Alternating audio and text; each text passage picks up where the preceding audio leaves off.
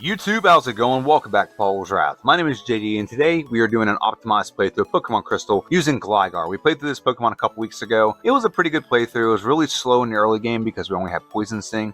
However, near the middle game, we started picking up momentum, got some steam, got some good moves, and at the end, we actually cultivated this entire playthrough with a first try victory over Red. Huge accomplishment for Gligar. However, today, we're going to put this Pokemon on steroids and see how good this Pokemon can really do with some optimization. Now, what does optimization mean? Couple things, like some other people optimize a playthrough and they play through like 10 or 15 times to get the perfect run. Really, I just do a second run and I add an egg move for the most part, or there's event moves. We have 4 egg moves with this Pokemon counter: Metal Claw, Razor Wind, and Wing Attack. Obviously, if we're going to do just an egg move, Wing Attack's the best option. It's Stab, 60 base power, 90 with Stab. But this Pokemon has an event Pokemon. If you ever played Pokemon Stadium 2, this is called Earthquake Gligar. It has Earthquake, Counter, and Wing Attack. 2 stab moves. Counter's kind of worthless, but Earthquake, 100 base power, 150 with Stab, and then Wing Attack, 60 base power, 90 with Stab. Great moves, and we're going to go ahead and play with this Pokemon. We're taking the best version of this Pokemon and playing through the same game we played through 2 weeks ago, but with a lot more information, a lot more knowledge of the game, a lot more knowledge of where this Pokemon's going to struggle, etc., etc. Without further ado, let's go ahead and dive into the playthrough. We're going to look at our stats really quick, and then we'll watch this first battle against our rival. HP 65, attack is 75, defense is 105, special attack is 35, special defense 65, and speed is 85. Special attack being 35 is completely a non-factor in this playthrough because we don't have any special moves. I did flirt with the idea of using Hidden Power Ice for a couple things. However, with a special attack this low, it's not going to be useful. Even things that are 4 times weak, we're not going to knock out. Everything else with this Pokemon, I think, is actually pretty great. Defense is 105, speed is 85. We'll outspeed most things in this game, if not everything in this game. Attack is 75. That's manageable, and HP being 65 and special defense being 65. Those stats are also very manageable. Let's watch this first battle against our rival. His name is Triple Question Mark, as per tradition, and we gave our rival a Totodile. We are weak to water moves. I mean, Water Gun's not a great move, or it's the worst water move he's going to have, so that's what we're going to have to endure. And we named our Pokemon Batman. Batman will 2-shot the Totodile with Earthquake, get a pretty easy knockout, super easy, barely an inconvenience. We learned Sand Attack, and now we're on this route here. We're going to do some training, and I'm going to talk about this Pokemon. First off, when it comes to doing the training with this Pokemon, we can do like minimum battles. We can skip over a lot of things in the early game. In the first playthrough, 1, you don't want to do that in the first playthrough because the Pokemon kind of sucked. It only had Poison Sting. But 2, we want to get as much experience as possible. And it is a rule that in the first playthrough, we have to go through Bellsprout Tower. It is mandatory. So we did that, and we got all the way through and got as many levels as we can get. But in this playthrough, an optimized playthrough, we don't have to do that. We can skip as many of these things in the early game as we want, and we just got to get the Faulkner and face him. We have to face 2 trainers in Faulkner's Gym. That's mandatory because you can't avoid them, but we can avoid as many of these battles as we want. I did want to get a level or 2. I didn't want to just rest on my laurels. And a couple things about this Pokemon. We are in the medium slow growth rate, which is the best growth rate for a playthrough. And if you look up in the top left corner, you're seeing where it says damage and range instead of saying power and accuracy. The reason why I'm doing that is because in the optimized playthrough, we want to get as many one-hit knockouts as possible. So showing us how close we're going to be to a knockout, or how many turns it's going to take to knock out the opposition. It's also going to show us which move is going to be best against the opposition as well. Now, we're in Faulkner's Gym, so Earthquake's completely inoperable, and Counter's not going to show anything because it's going to wait to see what the opposition does, and we basically counter and strike back. But let's go and watch this battle against Faulkner. He is the flying specialist. Beating him is going to give a huge boost to our Wing Attack. We're going to get a 2-shot on the Pidgey, very good, and we level up to level 11, that's nice. And then Pidgeotto comes out, and we're going to get looks like a 2-shot on the Pidgeotto. Yep, we're going to get a 2-shot on the Pidgeotto, very good. We consume our berry. I didn't expect that, but we did consume our berry. We beat Faulkner. We're going to transition right into our next gym, which is Bugsy's Gym. Beating Faulkner gives a 10% boost to our flying move, so Wing Attack went from a 60 base power move to a 66 base power move, and then we add in our stab, so it's very powerful right now. That's why it's showing 100% knockout ability on all 3 of these. 3 up, 3 down. Good morning, good evening, good night. We beat Bugsy pretty handily.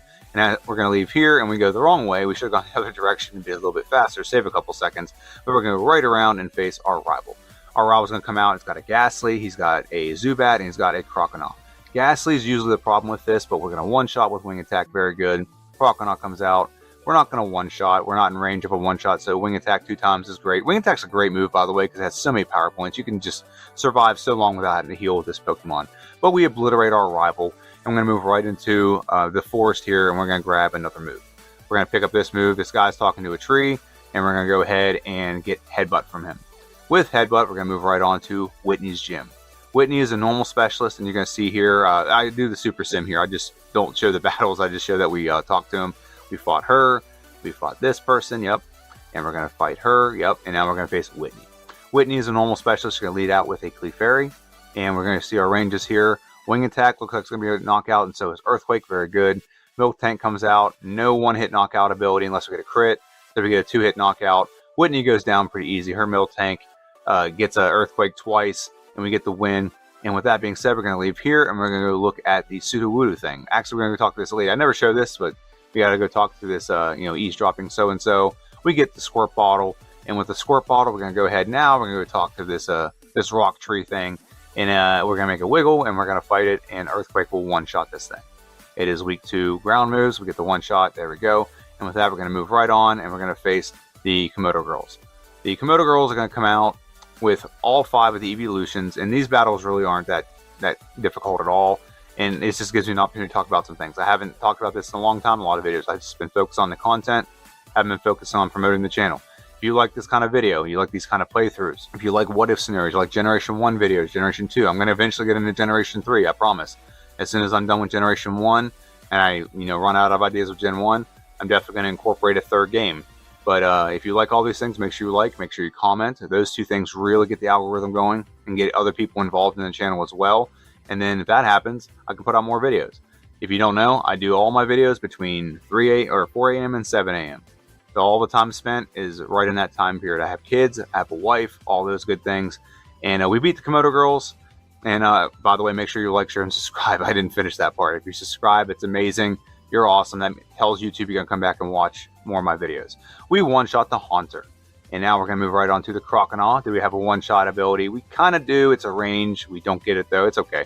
Water Gun doesn't really do that much to us. We get the knockout on Crocodile. Zubat comes out. Headbutt's a one-shot. Very good.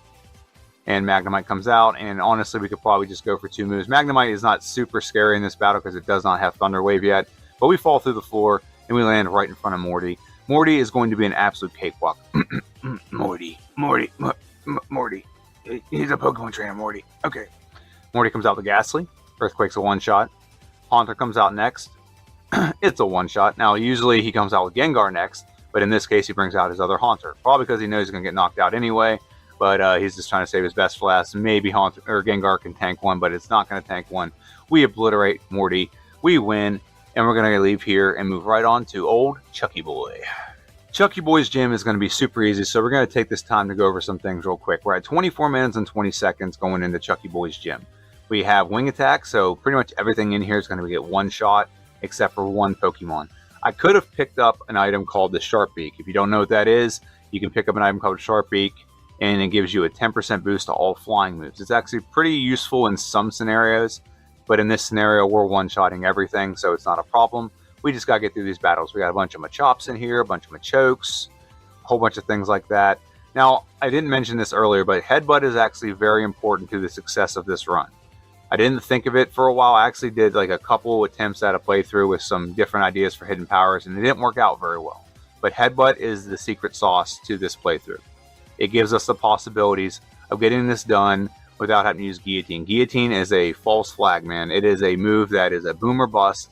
And we got a bunch of the boom when it came to the first playthrough because we first tried Red because of that move.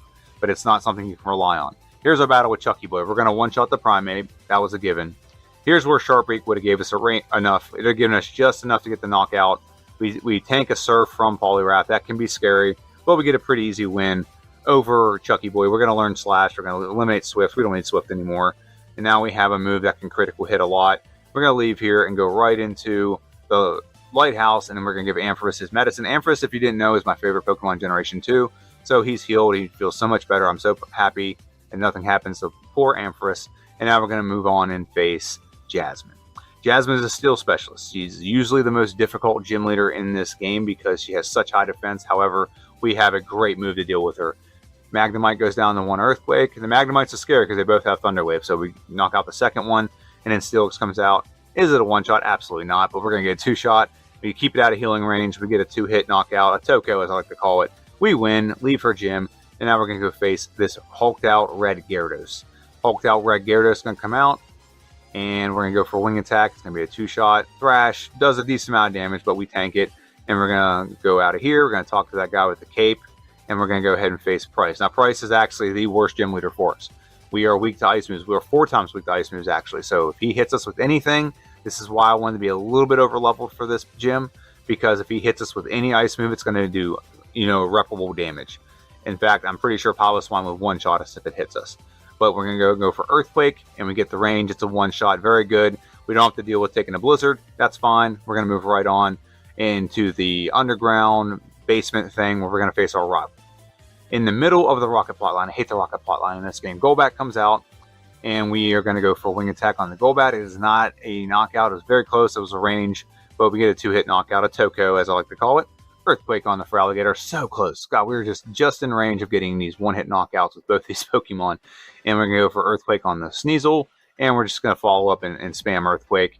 Earthquake's going to knock out the Haunter, and we have one more Pokemon. It's Magnemite. He's a electric type. He is weak to ground. We get a knockout. We get a win. And now this is part of my rival Claire rival sandwich, where we go from the rival.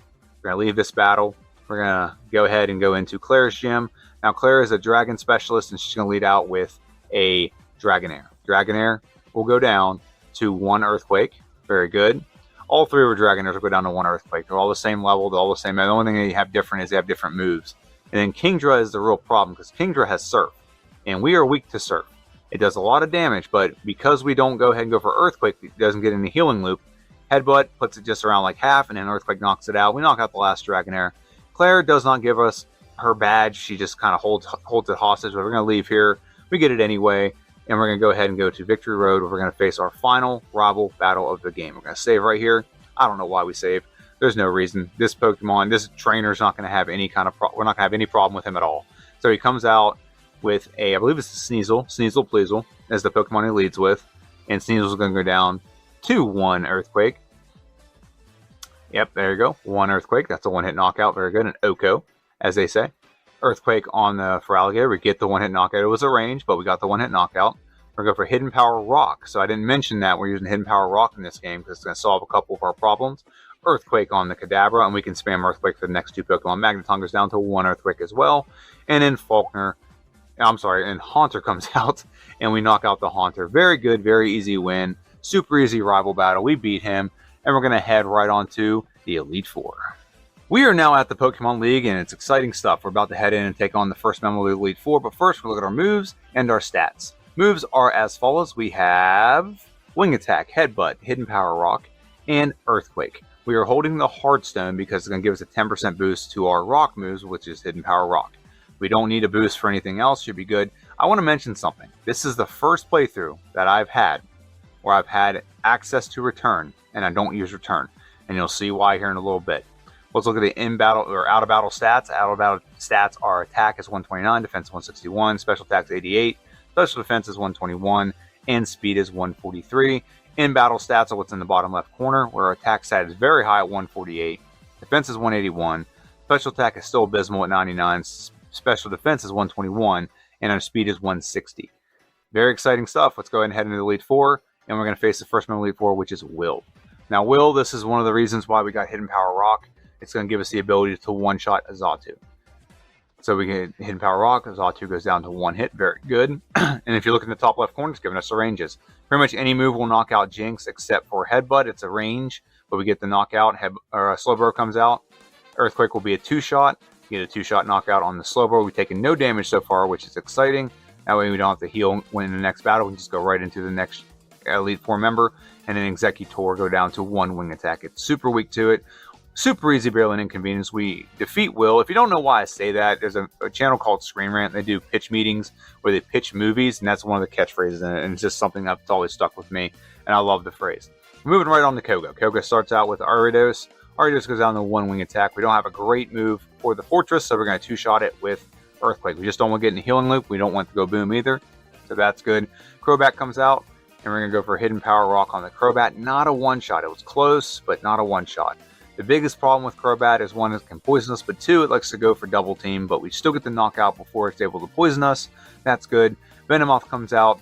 We're going to 1-shot with Hidden Power Rock, and that leaves 1 Pokemon left. That's Muck. Muck is weak to ground moves. Earthquake is a 1-shot. Very easy win over Koga. and that transitions us right into our next battle, which is going to be against Bruno. We don't talk about Bruno too often. In this game, he's actually not that bad. In Generation 1, he's horrible. In Generation 2, he's not bad. We have Wing Attack, and he is fighting Pokemon, so this is going to be a foregone conclusion. We one-shot the Hitmontop, we one-shot the Hitmonchan, we will one-shot the Onix with Earthquake. Yep. Should we? Yep, we do. Okay, good. And then he brings out his Machamp. Was it Machamp? Yep, Machamp. Machamp's going to go down to 1 Wing Attack as well. Knock it out. And then the last Pokemon, Hitmonlee, is going to go down to 1 Wing Attack as well. We clean sweep his entire team. We've taken very little damage this entire time. I think we only took a little bit of Wing Attack damage, to be honest with you, in that battle, and that was from the Hitmontop. And now we transition right into the most difficult member of the Elite Four, in my opinion, which is Karen. Umbreon is very bulky, but Headbutt's going to give us the ability to just go for... we get the flinch. We should have gone for Headbutt one more time to get another flinch. But we get the knockout nonetheless, and we get no sand attack damage. We're not paralyzed. We didn't lose our accuracy. We didn't get confused. None of that stuff. So this battle is very much a foregone conclusion. We just got to not screw up and click the wrong move. And we're going to go for Wing Attack on the Vileplume. That's a knockout. And Gengar will go down to 1 Earthquake. As per tradition, knock it out. Gengar goes down. We take very little damage. I think we only got hit by 1 move in that, and that was Feint Attack. Now the next battle is the difficult one. And I got lulled into a false insecurity doing a couple of these optimized playthroughs. Because in the first run, we actually did very well against Lance. Lance comes out with a Gyarados, and we get put in a situation where we thought we were within range, and we had very good luck the first time. However, this time, we got to make sure we're doing things the right way. Blizzard is going to obliterate me, and we're going to get a 2-hit knockout on the Dragonite. And the problem is we got to make sure we get this flinch. This is where Headbutt is going to come in handy, because it's going to get flinches that we need. So that's our first reset of this playthrough. First reset, so we're going to try another attempt on Lance, the liar with the flyers, as my guy Squidgy would say. Recommend you go check out Squidgy. Great channel. Amazing Generation 2 content. Probably the best Generation 2 content you're going to find. And that says a lot, because I watch a lot of Pokemon videos. We knock out the Gyarados. Gyarados is not the problem. However, we don't want Gyarados to attack us. We prefer Gyarados to go for Rain Dance. That way he doesn't attack us at all, and actually would minimize Charizard's moves. But we get the knockout, so we're on a pretty good place now. And we go for a Headbutt, get a critical hit. Hyper Beam doesn't really do a lot of damage to us. This is the benefit of having a great defense, is Hyper Beam does nothing. Hidden Power Rock is going to one-shot the Aerodactyl. We're in a good place right now. We just don't want to stumble. Charizard is 4 times weak to this move, so that's a one-shot. And now the final Pokemon is Dragonite. We just got to be able to tank an Outrage. We do. Hidden Power Rock is a 2-hit knockout on Lance. We get the win over Lance, and we get our time locked in with the Elite Four at 1 hour, 6 minutes, and 36 seconds. Compare that to the first playthrough of 1 hour, 29 minutes, and 16 seconds. 2 playthroughs, we're actually 2 levels higher right now, but that's because we attempted overlevel. And in hindsight, I didn't need to overlevel. I didn't really comprehend what this Pokemon needed to win. And then at the last minute, I was like, you know what? I think Headbutt's going to be the key here, and Headbutt was the key here. Getting the flinch, getting right in some good ranges gives us the opportunity to get the win. But this is only half the battle. We still have a whole nother 8 gym badges. We have Red to fight. So I'll see you guys in Kanto. We are now in Kanto, and honestly, I'm not going to talk too much about these battles. These battles are very trivial. We're going to obliterate every gym leader here except for one. One's going to be a little bit more of a test, and I'll go over that when it happens. But until then, we'll talk a little bit about some things. In the original playthrough, we used a move called Guillotine. If you don't know what Guillotine is, it is a move that is 30% accurate. There's only 5 power points with this, but if you hit, it will automatically knock out the opposition.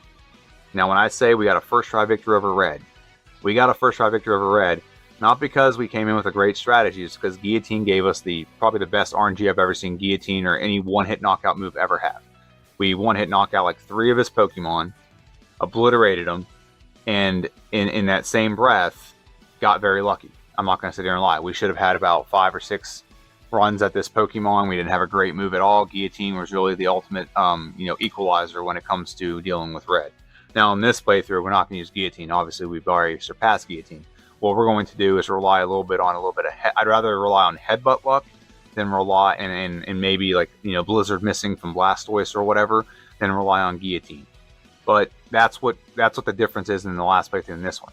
We also faced a lot of trainers in this, and the original thought was I need to be higher level to make sure I had some ranges. What I really needed to do was get there as fast as possible and just rely on Headbutt. We were going to outspeed everything anyway, so I really could shave off more time on this playthrough. I really could. And I mentioned earlier that another YouTuber named Squidgy.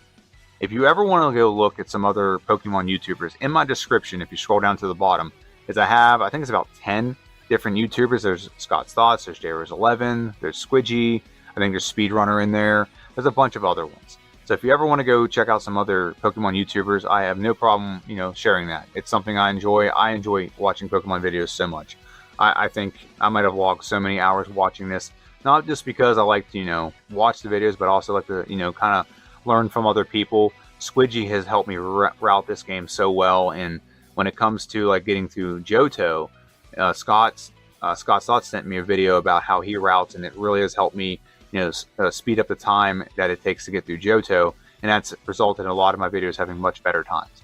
We are actually facing Misty right now. I don't want to talk about Misty too much because her gym's not that trivial, but there is one Pokemon here that can be tough. That's because Lapras has Parasong, and it can be bad. We move on to Brock. I'll talk a little bit about these here in a minute, but yeah. So go check them out. I'm someone who really, if I like something, if I like Pokemon videos and you like Pokemon videos, I think there's just other people out there that you'll enjoy, and we all play the game differently. There are some people out there like Gym Leader Matt will play, 10 times in a playthrough and figure out the perfect, most optimized way to play through a Pokemon, and that's his thing. Me, my optimization is I got some information from the first run. Let's do it again, but also give this Pokemon something to juice it up. That's how I view an optimized playthrough. And my series where we're playing through all the types of Generation 1 to figure out who the best of every type is, the best type in Generation 1.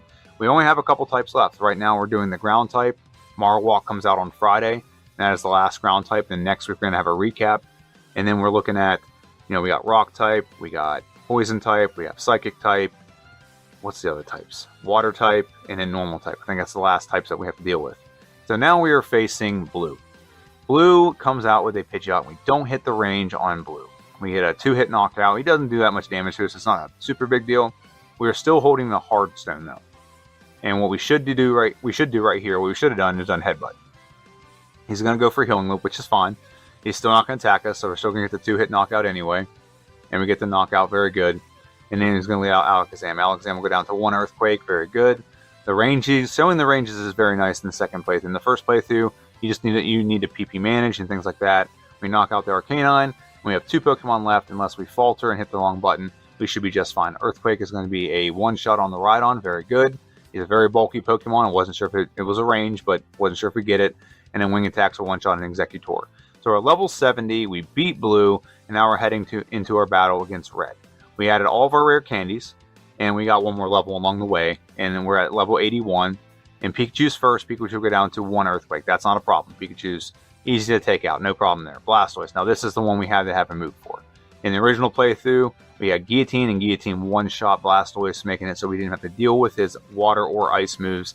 So we do get our second reset here, and we're going to get a couple resets because we got to wait for good RNG. We're still way ahead of our time in the original playthrough. We beat the game originally in 1 hour and 56 minutes and 30 seconds or something like that. We just got to get the good RNG. Headbutt, we get a flinch, good. Now I got overzealous here. I'm like, oh yeah, now we can just go for Earthquake and get a knockout. No, we're going to go for another Headbutt. And we're going to go for Earthquake, get the knockout, very good. Full health going into the Espeon. Do we one-shot the Espeon? If we one-shot the Espeon, we can avoid something. She likes to go for Reflect, and Reflect drops our physical attack damage that we do, so that we have problems with the next Pokemon. We tank a Body Slam. That's not a problem. We just don't want to get paralyzed right now. Earthquake. We knock out the Snorlax. Very good. And now it comes out with Charizard. Hidden Power Rock as a one-shot on the Charizard. Very good. We have 1 Pokemon left, and that is Venusaur. Venusaur will go down to 2 Wing Attacks. So we don't first try, but we second try Victory Red here. Get a pretty good win, pretty convincing win, and we get a good time. We have a time of 1 hour, 33 minutes, and 13 seconds. We saved 23 minutes in this playthrough, and like I said, I think I could save more. I didn't need to be at level 81. I probably could have done this level 75 or something like that. Just understanding that, just get there faster, and we might have 2 or 3 more resets, but we're going to save more time. I really think if I played through one more time, I could really save about maybe another at least 5 to 8 minutes. Get us on 1 hour and 30. With that being said, let's go ahead and look at the the leaderboard. We got our tier list for Generation 2, and right now, Gligar is hanging out in the Onyx tier. It's a sub 1 hour and 20 minutes, or 120 minutes, or sub 2 hour run. With this change, with the time we just had, we move this Pokemon up to the D tier. right in between Noctowl. It's actually kind of funny that there's actually four flying Pokemon if you look at Murkrow. Three flying Pokemon right in a row. So we're stuck between Noctowl and Xatu. Pretty good time, not gonna lie. Right under 95 minutes. Like I said, if I did it again, I'm pretty sure I get this at least in the C tier if I wanted to. I can save 3 minutes off this. That's not a problem. That definitely can happen. So what are your thoughts on the Gligar playthrough? I think Gligar just really got the shaft in Generation 1. I'm sorry, Generation 2. The first generation it appeared. Let me rephrase that. Because it didn't give it good moves. It's a Gligar. It's a ground flying Pokemon. It didn't get access to Rollout. It didn't get access to so many things that would have made this Pokemon elite. And we just saw how good it can actually be. When you give this Pokemon a decent move pool, decent move set, it really is a Pokemon that shines whenever it has the opportunity. And I think they really missed out. Now, I don't know how to backboard, but I think there's another YouTuber out there. I think Squidgy might have it on his website where he has a patch where you can play through the Gliscor. That may be a video I do in the future if enough people ask for it. So make sure you comment down below if you want to see a Gliscor playthrough. And without further ado, that's it. We have a video coming out this Friday. It's a video of Marowak playing through Pokemon Blue. It's going to be kind of a tough playthrough, but I've done a playthrough of Marowak a long time ago in a Versus series, but I didn't have access to all the stats, so I didn't know how much damage we're doing, what's the most effective, etc., etc. So it's an exciting playthrough, and I think you'll enjoy it. Make sure you turn in Friday for that. Next Wednesday, we will be playing through with our next Pokemon in Pokemon Crystal, continuing through the Pokédex. It's going to be Steelix. Steelix is a very unique Pokemon. It's got some great things going for it. It's got some big downsides, but that's a video for another time. Have a good one. I'll see you guys on Friday.